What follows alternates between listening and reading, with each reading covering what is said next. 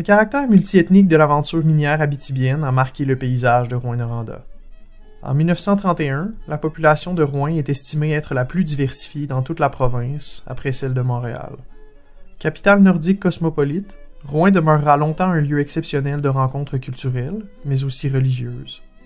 À l'occasion d'une collaboration avec la Bibliothèque et Archives nationales du Québec, la Corporation de la Maison du Mulon vous présente une histoire en images de la diversité religieuse et ethnique à Rouyn-Noranda.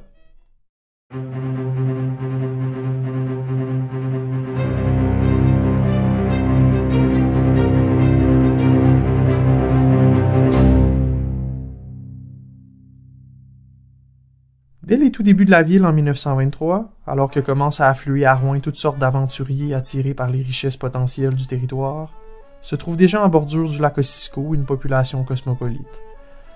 Mélangés aux Canadiens français et autres citoyens issus de l'Empire britannique, de nombreux immigrants figurent parmi les premiers habitants. George Watts, un boxeur d'origine afro-canadienne, reste à proximité de la pointe du Mulon, et intervient même pour désarmer un homme lors d'une confrontation qui s'échauffe, au temps des premiers jours agités de Rouyn. Les Grossingers, que les francophones appellent les Gros-Singers, sont d'origine juive et viennent parmi les premiers pour démarrer un commerce alimentaire. Madame Grossinger serait d'ailleurs l'une des premières femmes non autochtones à s'être établie à Rouyn. Très actives dans la vie économique des villes jumelles, les populations immigrantes sont particulièrement visibles dans le secteur du commerce de détail ou des services. Une famille finlandaise met sur pied un bain public. Les frères Chan administrent le Paris Café. Les Montemuro, d'origine italienne, tiennent une chaîne d'alimentation très prospère dans la région, avec des magasins à Rouyn mais aussi à Val-d'Or. Les Juifs, notamment les Bukovetsky et Corman, possèdent des magasins à rayons, des pharmacies, des merceries ou des cinémas. Au-delà des nombreuses salles communautaires présentes des deux côtés du lac Ossisco, qui servent de centre culturel et de lieu de rencontre, ce sont les lieux de culte surtout qui sont chers aux différentes communautés.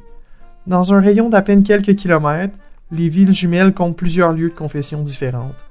L'église anglicane Sainte-Bédèse à Rouyn, celle de Noranda appelée All Saints, également anglicane, située sur la 8e rue, l'église protestante United Church sur la 7e rue à Noranda, qui attire notamment la population finlandaise, les églises catholiques Notre-Dame de Protection sur l'avenue Murdoch, mais aussi Saint-Michel à Rouyn, sont des endroits fréquentés par les francophones, mais aussi par la communauté polonaise.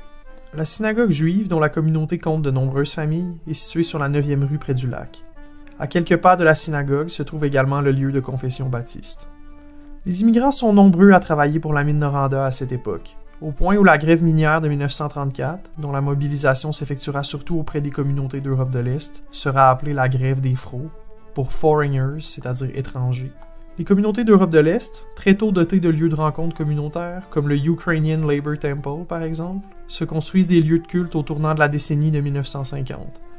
La construction des églises orthodoxes russes et catholiques ukrainiennes, situées l'une près de l'autre, est entamée environ au même moment, en 1950. Construite par voie de corvée et à l'aide d'un financement défrayé par la communauté, tout le monde met la main à l'ouvrage. Le père Féodor Oustouchenkov, le pope orthodoxe russe, est lui-même un habile artisan et travaille à la sciyote la magnifique iconostase, c'est-à-dire le panneau de bois dans lequel sont placées les icônes, autrement dit les images saintes. Vers le milieu des années 50, c'est plus de 200 individus qui pratiquent le culte orthodoxe dans les villes jumelles. La toute petite église accueille aussi bien des mariages que des baptêmes, et son sous-sol sert de salle communautaire où sont organisés des banquets, des cours de langue, de danse et toutes sortes d'autres animations culturelles. La communauté russe, présente également à Val-d'Or et à Kearns, est desservie par un unique prêtre qui voyage en train entre les différentes villes. Décédé en 1955, le père Oustouchenkov, le fondateur de l'église Saint-Georges, est remplacé par le père David Sevchenko, un Ukrainien russophone et ancien officier dans l'armée du Tsar. Très apprécié de sa communauté, il assure le service religieux jusqu'à son décès en 1982. Confié à la Corporation de la Maison du Mulon pour qu'elle en assure la préservation et la mise en valeur, l'église Saint-Georges est un petit joyau sacré dans le tissu urbain de nos villes minières. Son existence témoigne d'une époque révolue, mais nous rappelle combien l'immigration fut et demeure importante dans la trajectoire culturelle de l'Abitibi minière.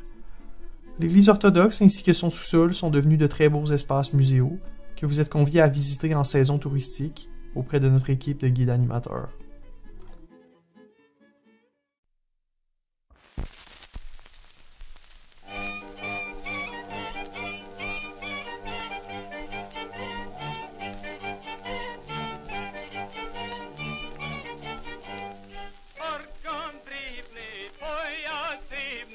топорей золота, вся твоя робота, топорей золота, вся твоя робота.